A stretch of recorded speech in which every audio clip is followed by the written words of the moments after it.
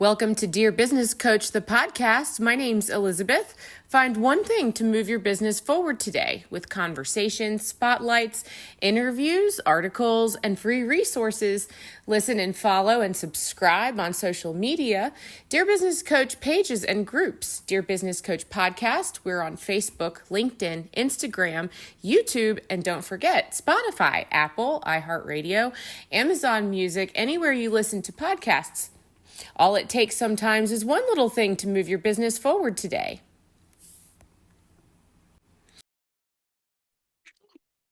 Oh,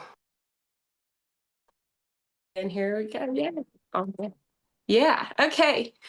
We're here. Scott Perry, thank you for coming back, an original key player on the Dear Business Coach podcast. How are you today? I'm doing really well. It's great to be a repeat offender here on your podcast. Well, I'm nervous, so let me just get that out of the way. Nervous about I'm what? not You and sure. I are I old know. friends. I know. So this is a test, right? Because I'm familiar with your work. We've talked several times before, and now I have to know my stuff. Okay, well, as soon as you have my stuff figured out, let me know what it's all about. Okay. Well, specifically, I think today would be an appropriate time to use your latest book as a instead of a profile, right? So as an introduction, I like to pick a sentence or two about you or your background. And today I'd like to use your book. And so, Scott Perry, you have recently released, actually on Thanksgiving of 2024, Close the Gap. Build a fulfilling and prosperous business on your terms that funds and fits your ideal lifestyle. And I read that from Amazon. That's available on Amazon right now. And you know what? Or not the byline. There is a quote here from Nick Peterson, author of Bumpers, and I think this is a good time to read this out loud too. He says, "In a dopamine addicted world wired to seek more, Scott Perry shares a practical, profound, and powerful perspective shift in Close the Gap. This book will help mitigate overwhelm and shift your ambitions from seemingly impossible endeavors to basically inevitable outcomes." Well, that's good. Yeah, that was a good blurb and appreciated Blurb, for that's the sure. word. So, you know what? I had some notes for us today, and what I had originally sent to you in an email about another podcast episode, I had some questions for you about engaging the field. I wanted to ask you about that related to this phrase that I hear you use a lot, playing your game. And I've asked you questions in coaching sessions before for my personal interest about uh, paying attention to data. What kind of data am I looking for when I engage the field? And I am following you and your workshops around also this book, Close the Gap. I'm thinking a lot about what is the data that we're looking at when we go into the business world for ourselves. And while you are coaching us in your group around figuring out how to close the gap, whatever that is for you individually, drilling down to what it is we're looking for in that process. Mm. How do I even identify what I'm looking for? So, what does it mean to play your game? Well, so although I do a lot of coaching with people around their businesses and their business goals and strategies for accomplishing those goals and less time with less effort with less risk. I think that it's important to frame where work fits in our lives, and that will help me answer your question about playing your game. Uh, my a little bit of my background is I have been applying ancient philosophical and spiritual disciplines to making sense of the world, making sense of myself, making sense of my life, and making sense of my work for a really long time. I first collided with most of the books that I reference most often in the seventh grade. what they all talk about is basically, what's the meaning of life? They challenge us to think about what our philosophy of life is. They challenge us to think about the way we are being and showing up in the world and how we decide and step into what we're becoming and all this sort of thing. Work is an interesting thing in that the basic definition of work is basically the transfer of energy. Every living creature works. Plants work by soaking up sunlight, taking water and nutrients from the ground, creating limbs, buds, flowers, fruit, etc. That's work, transfer of energy. Human beings do the same thing, but we are unique in that because of this consciousness thing that we have, we actually use work as a way of finding fulfillment and building meaning in our life. This is why most of the time when we meet someone, we say, "Hey, what do you do?" Right? We want to know what they do for a Mhm. living. So if work is one of the primary ways that we build identity and forge meaning in our lives, and we are playing this thing called the game of life all the time, then it's probably a good idea for you to play the game of life on your terms without compromise. Because if you're playing someone else's game, it's a game you can never win. And if you're playing by somebody else's rules, then it's always going to be, again, really hard to win on your terms or even to play on your terms. So play your game is just in some ways it's a cute way, but it's also a very important way that I make sense of everything that I do because if you're gonna it's a way of helping us answer the primary question that the ancient philosophers and spiritual practitioners asked of us. Know thyself. You have to know yourself before you can play your game. And if it's called the game of life, then it's meant to be played, and things that you play are also meant to be fun. And so, one of my other basic assertions is you should be not only should you be doing work that aligns with who you really are, what you're really good at, and where you really belong, but you should also be enjoying it, finding fulfillment, and maybe even a little bit of joy in it every single day.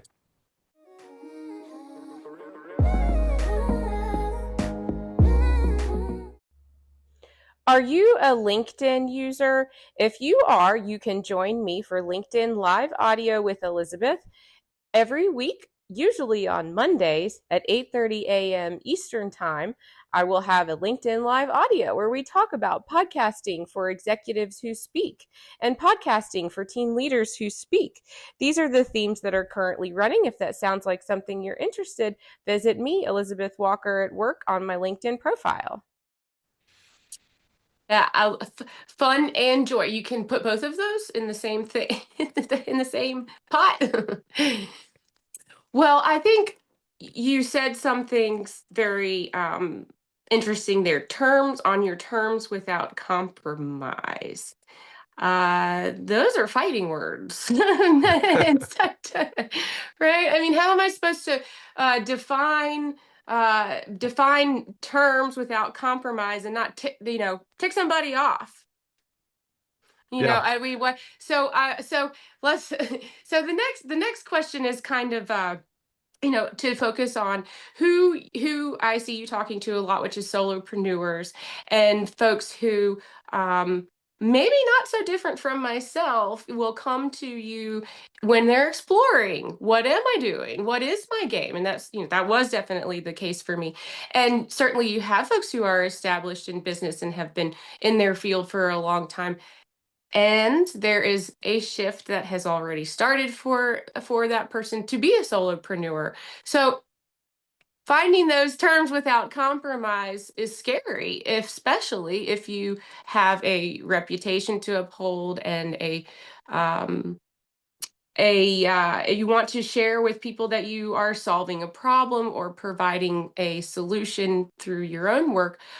I want to present myself as someone who has it figured out. And if I'm a solopreneur, kind of defining that for myself, figuring out what my terms are, that's scary, right? Because I'm an adult. I shouldn't be, out here exploring and journaling like I'm in seventh grade, but that's what it feels like. Mm. Well, I guess the short answer to your question is who says? Okay. And the longer answer, just to speak directly to this idea of on your terms without compromise, we're just talking about boundary setting, and Mm, there's really good science around the importance of setting boundaries and managing expectations in terms of your sense of flourishing and fulfillment in the world. So. Um, and defining your terms is is a challenge, but it's less of a challenge to, because I think the core assertion that I have around your question is that when we think, oh, I should have it all figured out, I should be acting like an adult, I should be doing what I'm supposed to be doing, like that's a measurement of your success against a societal norm. And that's, why I say, well, who says? Like, yes, you can play the game of life as you have been programmed by biology and evolution, which has a lot to do with, um, fear-based behaviors and obeying social norms and that sort of thing. Um, but you and then on top of our kind of programming, there's the societal conditioning, mostly through institutionalized education and occupation. What I have found over and over and over again with the folks that I work with, because although many of them are younger, um, I would say a majority are in that 35 to 65 year age bracket where they've played the game of life by, the expectations of their parents and by the expectations of society, and they've played along with institutionalized education and occupation, and they reach a point in their lives where they go, this isn't, I'm like, I'm not happy. This is not what I signed up for. I think there's more to me in my life than what I'm doing right now. And of course, we don't get any training, at least here in the good old US of A, as far as I know, in school or on the job to explore our uniqueness, our distinction, our values, our guiding principles, our talents and skills. And we are definitely not encouraged to weave those into some sort of endeavor that is unique to us and that brings us fulfillment and maybe can bring us remuneration and the revenue that we need to meet our financial obligations, but also just fund the lifestyle that we want to live. So is it scary to uh to deviate from the norm, which is to just go along and get along, and instead do the more challenging work of taking a long look in the mirror and having a long conversation with yourself, hopefully, with a trusted guide or mentor to really dial in who you are. What are your core values? What are your guiding principles? What are your actual talents? The unique way that you do the things that you do and the way that only you can do. And how can you take some of those skills that you learned in school and on the job and align all of that with your values and your beliefs and your guiding principles, and find people in the world who share your values and need your talents to enhance their lives, and craft some sort of endeavor around that where you are bringing value into the world, the unique value that only you can bring into the world, which will give you a sense of flourishing and fulfillment, meaning and significance, and help you craft and live a legacy before you pass away.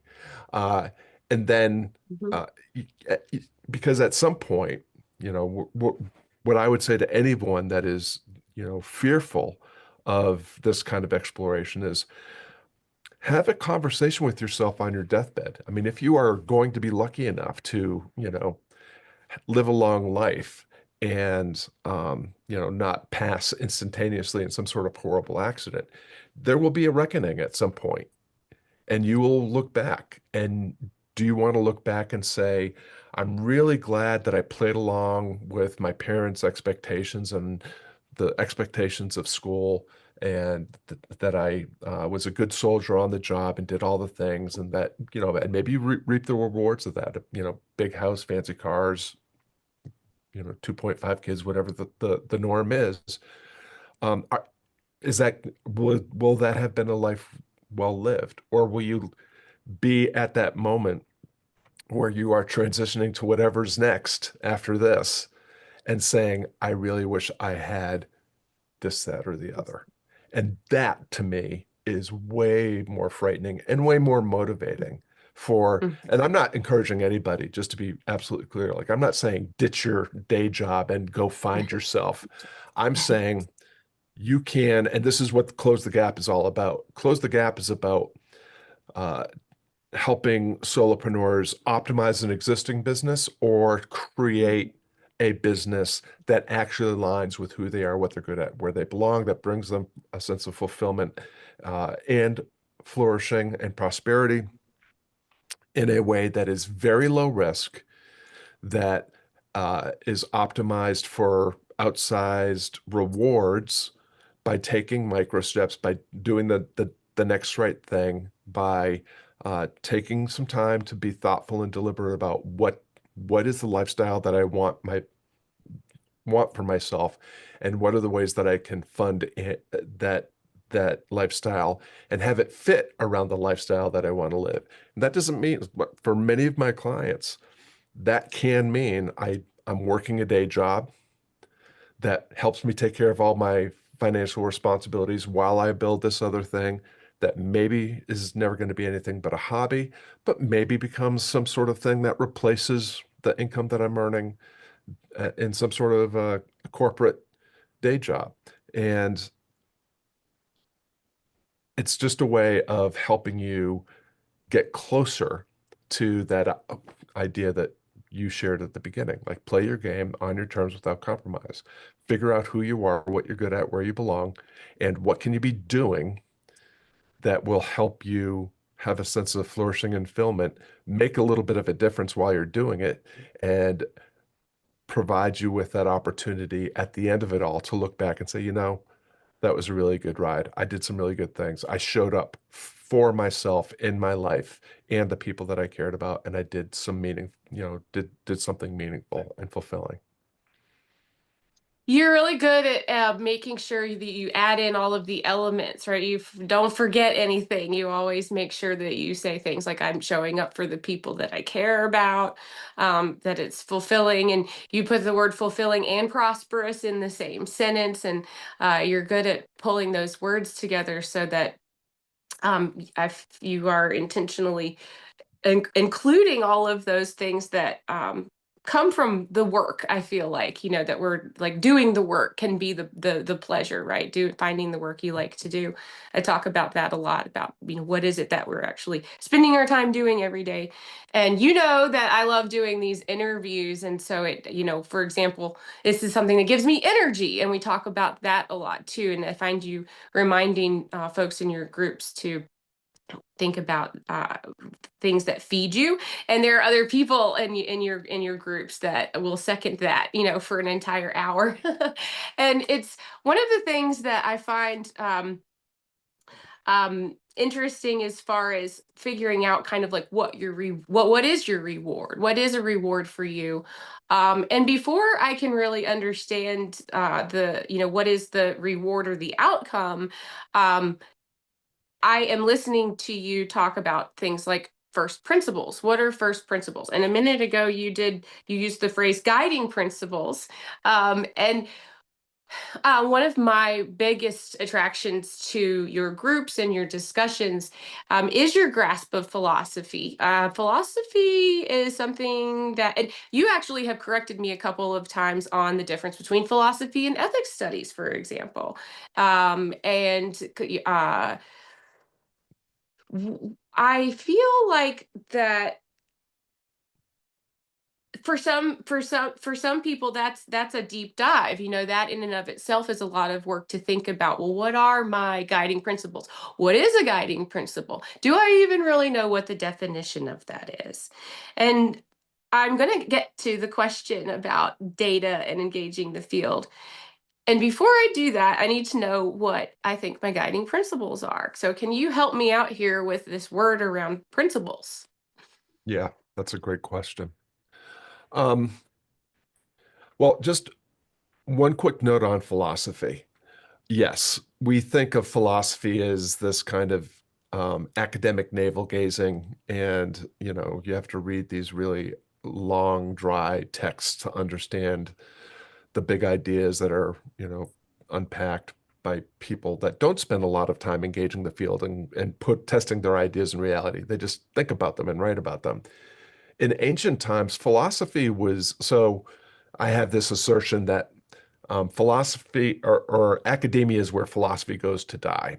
And I feel this way about some of my favorite art forms too. Like jazz was a very vibrant musical form until, up about to the time you started to be able to get a degree in jazz. And then all of a sudden nobody listens to jazz anymore.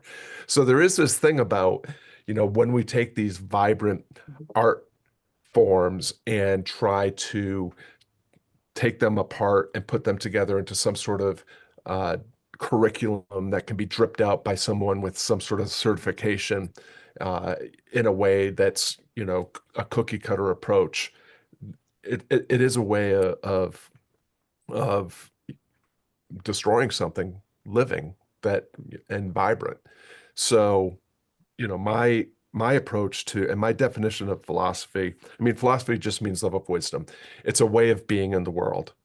And in ancient times, everybody was having conversations about what does it mean to be human? What does it mean to be happy? How can I be more of both? And these conversations were taking place across all strata of society, in public places, in homes, and so forth. So you don't if you are turned off or intimidated by this idea of how do I come up with my philosophy of life, all you're trying to do is figure out who am I and you know what does it what does it mean to be human, to be me? What does it mean to be happy? What's my definition of happiness? And how can I be more of both? And a lot of ancient traditions talk about how you can do that without creating hard harm for other people, actually enhancing other people's lives. There's all sorts of ways that you can start to think about that. When you are thinking about who you are, to your question around guiding principles, what you are talking about is what are your core values? Like, what are your core Okay. beliefs? What are your assertions about the world? Um, and the distinction that I would encourage people to think about is, you know, it's one thing to say, I believe in honesty. I believe in fairness. It's another thing to show up every single day and tell the truth all the time and to treat everybody with kindness and compassion. Mhm. And that's an expression of your virtue. So values are what you believe, virtues are what you actually do. Mhm. They're values in action. And you mentioned the word reputation earlier. I mean, we all think this idea that you have to protect your reputation. You actually have no control over your reputation. You have control over Okay. your character, right? If you have control over whether you act like the kind of person who believes in honesty and fairness, but you will be judged. Your reputation is what do other people say about you, not what do you say about yourself. And, social media messes this up big time because you can literally create a facade of the way you want to be present yourself in the world, and you can be a completely different kind of person living a completely different kind of life. So I would say that, when it comes to, I I have a lot of exercises and scientific surveys that I use to help people define their values and define their talents, uh, that have been time tested and used by lots of different organizations and programs over lots of years. But if you want to know, what do you really believe, like what are the values that you hold nearest and dearest to your heart? Just think about the things that really tick you off. If someone cheating at the game of life or in a relationship or at a card game really, sends you into a spiral of anger, and outrage, then honesty is probably one of your core values. If you get really upset about seeing people treated unfairly, then justice and fair play and that sort of thing is probably a core value. So it's not as hard as you think. You can be as kind of judicious and disciplined about it as you want, but it doesn't take a whole lot of self-contemplation to come to some degree of self-awareness about what your core values are, what your guiding principles are, and it doesn't take a lot of thoughtful uh, reflection to find the places that maybe you're not showing up in alignment with those things in your life, and then you can decide that those are things that you want to work on. Um, the first principles piece is a little bit different than guiding principles because first principles are the necessary components to the essential foundational elements of any system, whether that's a belief system or a system for accomplishing a goal or a task. Um, just to give a quick example, if I am in business and I'm trying to figure out how to be more successful, which may mean to be able to do what I do in less time. It might be being able to do what I do and make more money. It might be a combination of those two things and many other things. But when it comes down to, what makes up a business, reasoning from first principles, all you really need is an offer, an audience, and a way of putting that offer in front of that audience. Marketing, right? Those are the three core, the first reasoning from first principles.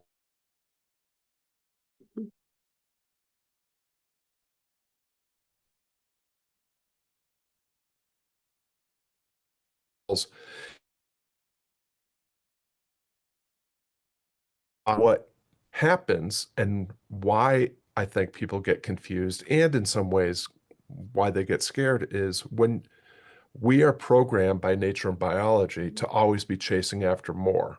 Mhm. So what happens is I'm going to start a business. Now, fundamentally, all I need is an offer, an audience, and a way to put that offer in front of the audience. But what I will immediately go to is I need a website, I need a logo, I need a blog, I need a lead magnet, I need an email list, I need a YouTube channel, I need a podcast, I need an Instagram account, a Facebook account, a LinkedIn. Like you just start to put together all these tools and you start to think about all the tactics and strategy that you see other people with businesses doing. You don't need any of that. I started my first business with a Google Doc and a PayPal account. Mhm. I Mhm. had, here's what I do, here's what it costs. Do you want this? And I literally just sent it to people that were already asking me for help. Mhm. Now, everything I've done since then has only complicated that process. So after I started a bit successful business and then ruined it by doing too many things and worrying too much about my reputation and trying to sound right and smart all the time, I have been on this long journey to get back to the bare essentials, which is how do I show up and help people so that they can see the difference I can help them make for themselves, the way that I can help them enhance their own lives. And that happens through conversations just like this all the time. And that's literally all I need. All I need is a way to show up and do what I do. Just all I need is someone that's willing to have a conversation with me. so I can demonstrate how I do what I do, why I do it, and get them the results. And I'll I'll never be wanting for business if I can fulfill my promises Mm. to the people that I am already engaged with. Not only will I never lack for customers, but I'll probably have an abundance of too many, because if I delight every single person I help, they will, by virtue of just showing up in the world differently, attract business. Not to mention that, people that you are actually able to delight will talk about you, and probably won't be able to stop themselves from talking about you, and helping you spread the word about what you do. So that was Mhm. kind of a long way around it, but that's um, those are the fundamental things. Yeah, I mean, you actually, when you speak also about people feeling delighted, being delighted, and that becomes the marketing for you. I mean, that just seems so too good to be true almost. I see it work. I see it happening, right? And I also can see how I could try to fabricate that if I wanted to. And so that brings me as well to the data, the piece about looking for, what paying attention to what kind of data am I going for when I am trying to engage the starting to engage the field. And literally, when I say that, I'm thinking about going to market, having conversations, having an offer that you show to a potential client participant. And data for me is what's the feedback. Now sometimes that feedback is sometimes I say that, and you might think that I mean, well, after the product is presented, meaning your workshop is done, after you have provided a lesson or coaching, that you ask for feedback, and we get somebody who says that was amazing, it changed my life, here's my testimonial, go put it on your website. And those are fun pieces of data. However, what I'm looking for is something before that, right? Before I'm asking for someone to transact with me, a testimonial, which is super valuable. At the very beginning of engaging the field, I'm still trying to figure out, is my offer even interesting to people? So, and this ties into the question about, or the idea around figuring out your reward, and what are those guiding principles in the beginning, so that when you get to time and place when you are collecting data, I am uh, remembering what it is I'm looking for. So I'll give you an example. The You and I are familiar with the space of workshops, or providing some type of experience that might happen either online and then moves to in person. And all along the way there, I'm asking for people to tell me if they'd be interested in coming. Is this something you'd be getting value from when you come here? And then what I learned in that process of thinking about what I'm asking folks for in terms of feedback is, you said fun and joy, and I use this word fun, and I tell people a lot, well, I hope it's going to be fun for you. I want you to come if that sounds like fun to you. I'd like you to accept an interview if this sounds like fun for you. And sometimes people laugh at me, and I've had some people kind of react like, okay, well, that's not really the point here, And so that's my question to you about helping me and folks. I kind of answer that question internally. What is the data that I'm looking for? How do I identify, the feedback that I'm looking for, in terms of, am I creating the work that I'm interested in, or am I just creating uh a response worksheet that I can collate into another spreadsheet of, 5 stars, 4 stars, 5 stars. Yeah. Well, this gets us into the process of the Close the Gap handbook. And Okay.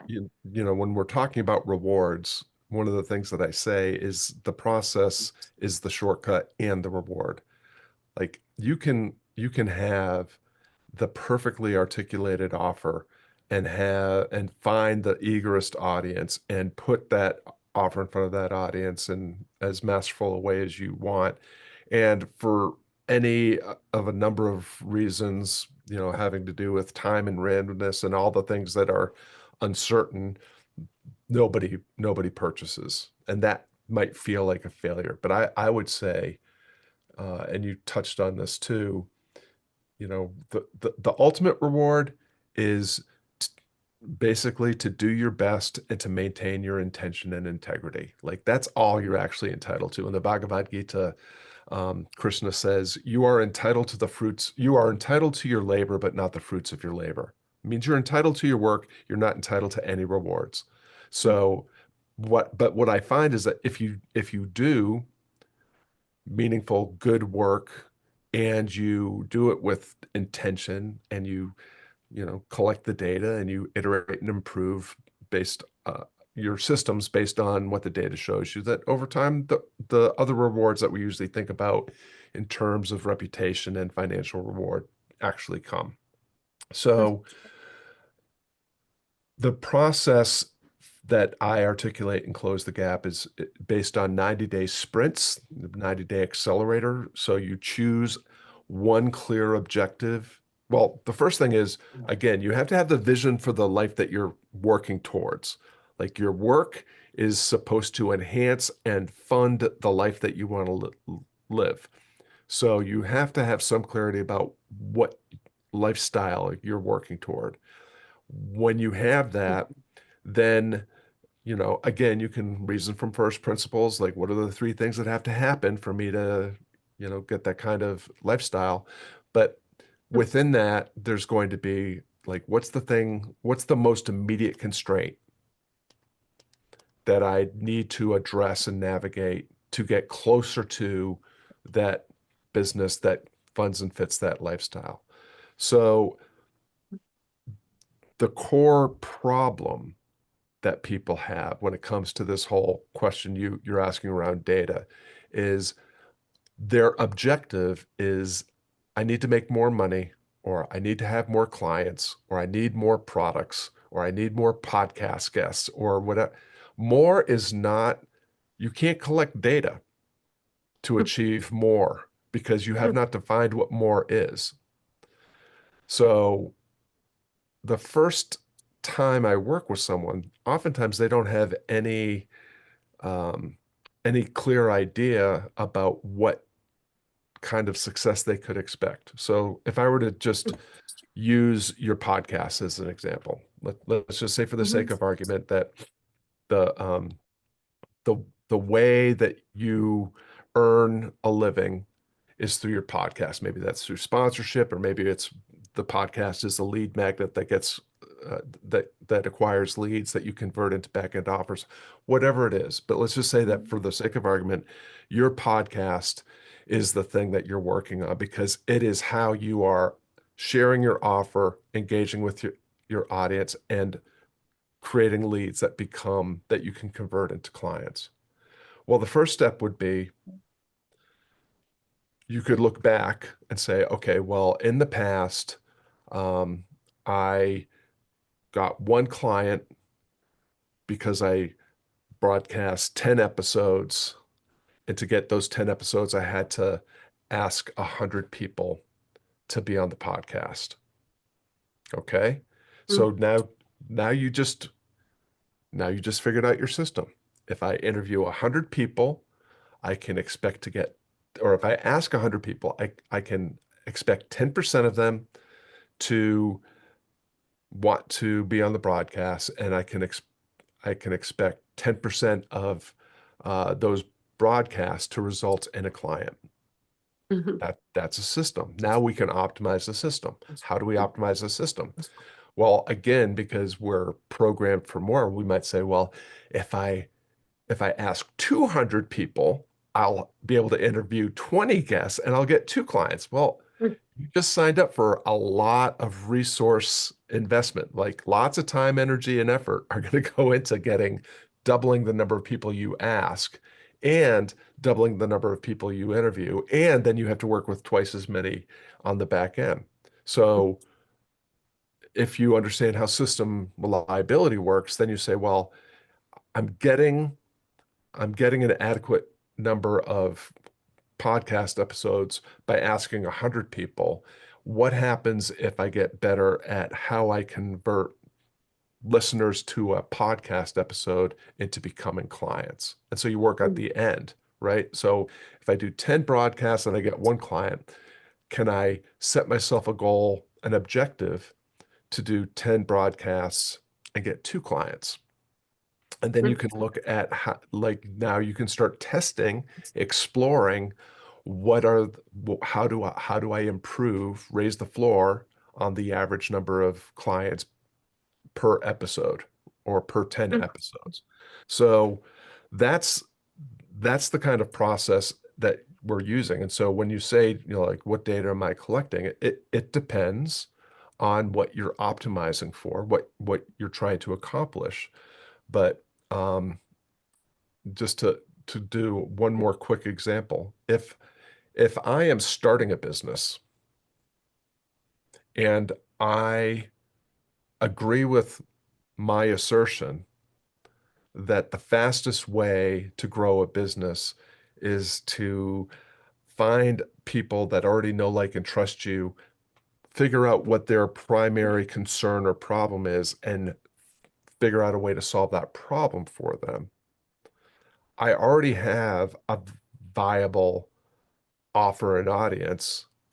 And if my assertion is that conversations are the fastest path to cash, that if I actually have some sort of reach, if I reach out to the people that already know, like, and trust me with a solution to their problem, how many of those people can I get to purchase the solution that I have? And maybe purchase means, if you're in offer validation mode, maybe you're just saying if anybody will be interested and anybody will actually show up, and if you can get that result for them.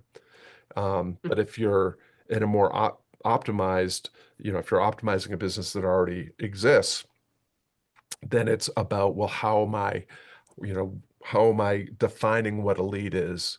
How does a person become a lead? How does a prospect, someone that's familiar with me but not um, paying close attention or interested in what I do, become a lead, someone that pays attention and is interested? How do I take a person that's a lead, someone that pays attention and is interested, and turn them into someone that's invested in the solution I have by becoming a client?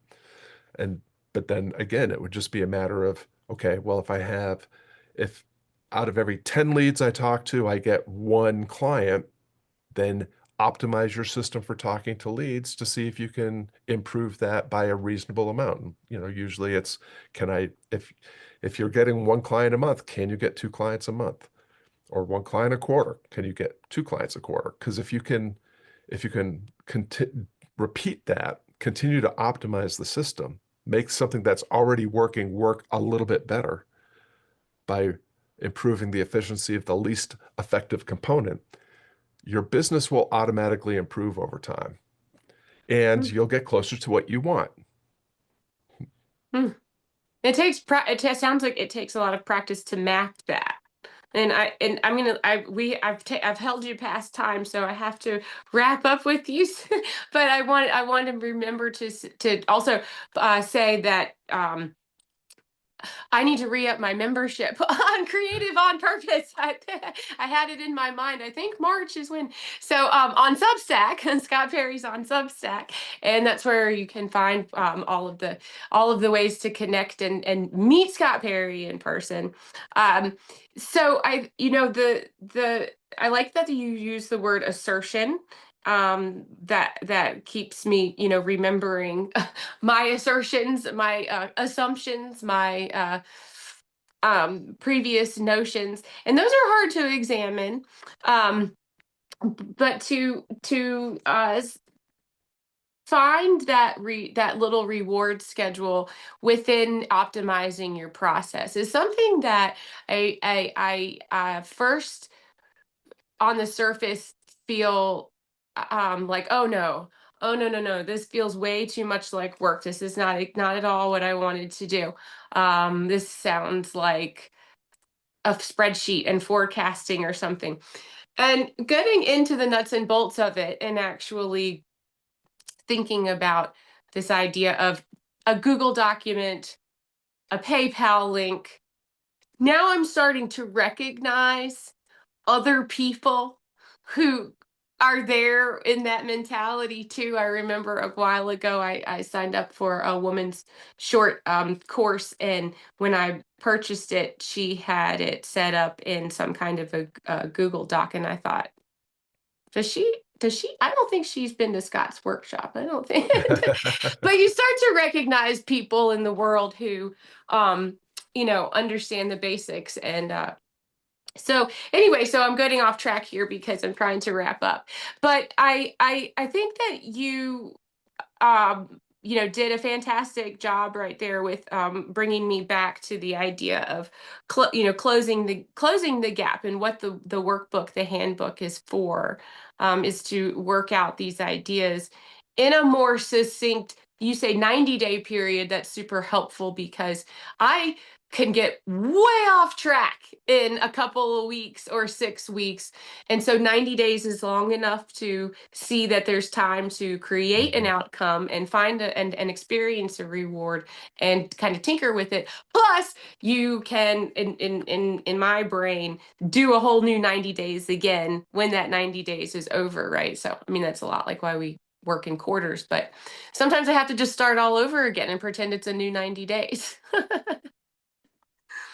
Yeah, So, absolutely. Well, and just because I know you mentioned it at the beginning, I'll just say that this idea of engaging the field is this is how you close the gap. Like y the things that you learn or the tools that you acquire, the tactics and strategies that you acquire are not going to help you at all unless you actually use them.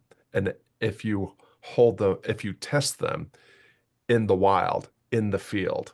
And so the whole idea of you were curious about data, like how am I collecting data? You're collecting data by taking your assertion, taking the tools, tactics, and strategy that you have for proving that assertion, and putting and doing it out loud and in public, because that creates a very tight feedback loop. You will get data.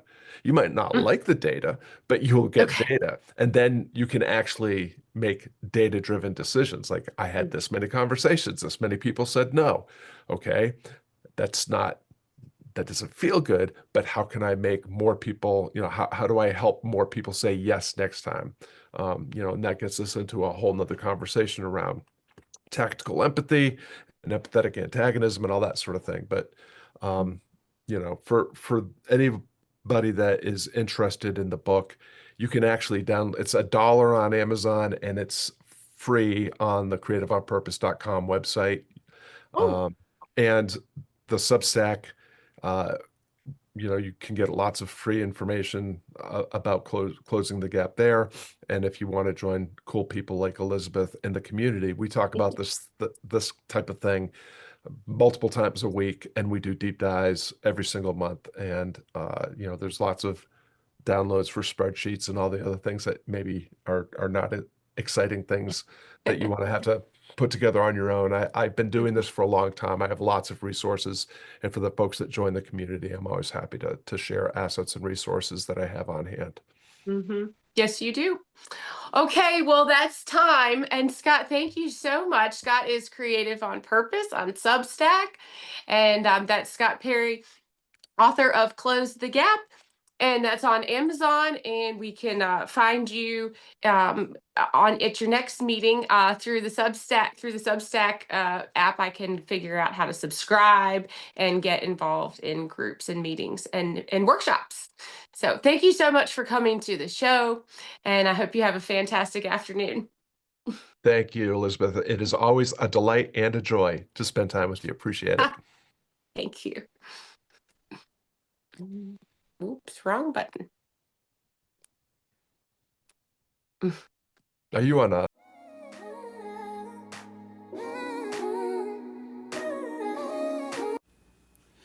Hey, listeners, don't forget to subscribe to email if you haven't already. Do this at dearbusinesscoachpodcast.com. And if you are a new subscriber, look for the magazine coming up. You can get a free download as a new subscriber. That's dearbusinesscoachpodcast.com. Thanks so much, and I hope you're having a fantastic day. Remember, you are a superstar.